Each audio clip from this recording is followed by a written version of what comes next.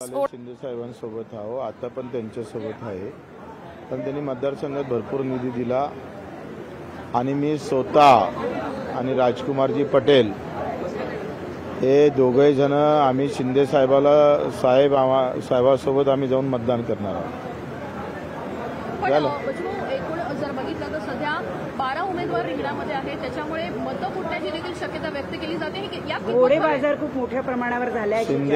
शिंदे साहेबांचं एकही मत फुटणार नाही, बाकीच्यांचं मला सांगता नाही. तुम्हाला वाटतं विरोधकांची मतं फुटू शकतात? कारण की 2 वर्षापूर्वी अशीच काहीशी आता त्या प्रॅक्टिसमध्ये मी नाही आहे. मी माझी गॅरंटी घेतो. आमचं दोनही मत, राजकुमार आणि बच्चू कडूचं मत शिंदे साहेबांच्या उमेदवाराला जाणार. मेरा वोट शिंदे साहब को जाएगा. दोनों भी उम्मीदवार विदर्भ के हैं, भावनाताई गौड़े और तुमाने, तो उनके जाएगा दोनों वोट. और मैं और शिंदे साहब खुद वोट डालने को साथ में जाएंगे.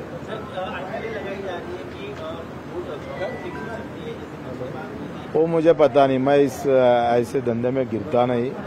और हमारी जवाबदारी थी यहाँ तक जो मतदार संघ में निधि मिला है, हम हमारा कर्तव्य बजाने जा रहे हैं. जिन्होंने हमारे मतदार संघ में ये सरकार के अंदर जितना निधि मिला इतना कभी मिला नहीं था, और ये हमारा कर्तव्य रहेगा कि हम शिंदे साहब को उस निधि के ऋण में अभी हम ये वोट देने जा रहे हैं.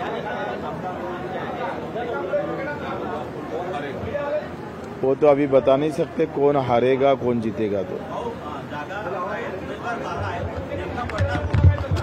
तो पडणार ते माहीत. मी काही त्या राजकीय तज्ज्ञ माणूस नाही आहे. मी गोरगरिबांच्या डोक्यातला त्यांचा आवाज ऐकणारा माणूस आहे. एवढ्या मोठ्या नेत्यांच्या डोक्यात काय चालतं एवढं मला वाटतं एवढं आम्ही डोकं कधी चालवत नाही. त्याच्यानं कोण पडणार कोण आज संध्याकाळपर्यंत माहीतच पडणार ना. काही अदृश्य शक्ती काम करणार नाही.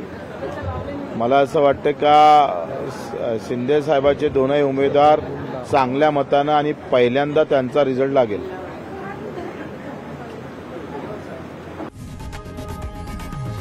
लोकशाही मराठी ऐका, पहा, जागरूक रहा.